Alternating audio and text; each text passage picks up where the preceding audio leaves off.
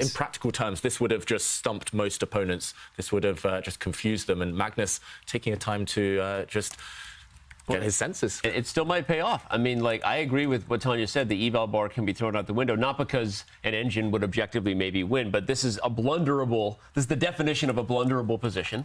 Magnus is going to get under 2 minutes right now, so both players, under the 2-minute warning, if you will.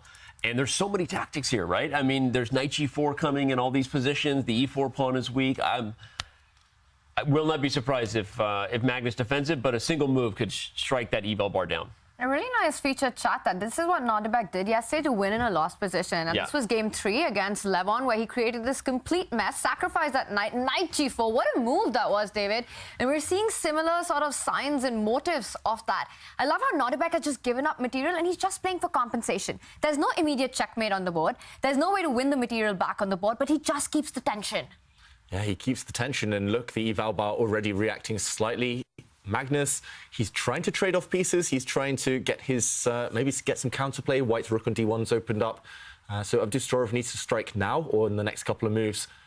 Well, and I love that Magnus played bishop e2, and I love the comment from Greg Shahadi in featured chat. Again, it's not on the screen, but I got it right here in front of me, and he made a great point, which is Magnus's time advantage was super useful there. He just burnt about 90 seconds, and that shows you why you earn that advantage earlier in the game, so that in big moments like this. And there you go. Nodirbek did not have enough time to play the right move. Yeah.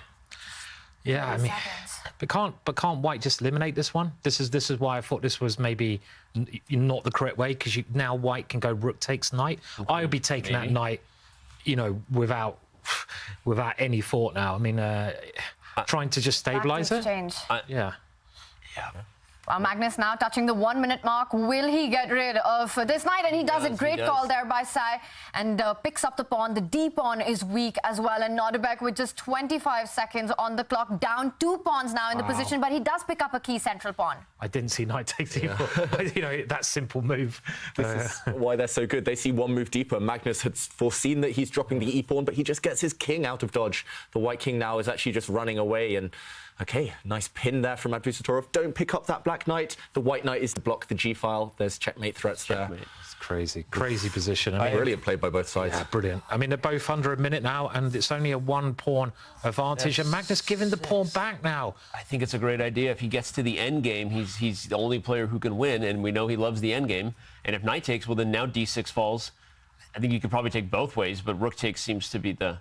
Nodirbek just avoiding any queen trades here. He has to go for Magnus's king. Yeah, but rook takes d6 is rook f8, isn't it? I mean, it's such a wild position, that, again, the evaluation part, I think, is misleading, and they're both so short a time. I wonder if queen takes is better, so that if the knight moves, you can play queen d4 and get the queens off the board. Nice, Danny. I think that might be the key. The white queen and king were both lined up on the FL. You needed to move one of them. There would have been too many tactics, as Simon pointed out. Look now, the evaluation bar is pretty Great even. move, though. He just walks with the king to the center of the board. Anyone's game, this. I like that move, because now he'll take the queens off the board, even if he doesn't win the d6 pawn. I think he might have tried to play queen d4, just using the practical edge. What is that a win? Oh, wow. You just queen d6? Yeah. I think for the 4 seconds.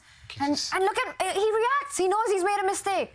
He goes back. First mistake of the game in terms of practical play there. He just lost a pawn with gain of tempo. But the queen guards g1 now, so knight f5 is on the agenda. Yeah, oh, he's just swapping off. Oh, man. That was a shame. 1 second, and did he get flagged? Oh, under 1 second when he made that move, but it's not going to help him here. 2 pawns down, and he's had to retreat his knight. Attacker's gone. This is a mathematics equation now. Just knight f5 coming in. David. Look at the queen's board geometry. She doesn't guard g1 anymore, but she guards g5. Yeah.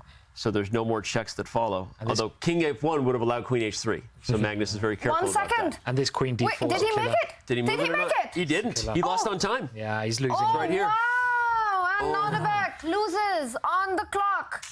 What a game, what a win, an absolute wild ride there. And you can see Nodirbek disappointed, but he really did give it his all. He was so close, created his chances. We got a glimpse of his genius with the sacrifice that he made. But when you're playing against Magnus Carlsen, sometimes even genius is not enough. And look how bad he wants it. He's devastated. Magnus shaking his head because he knows he might have just gotten away with one against someone who he might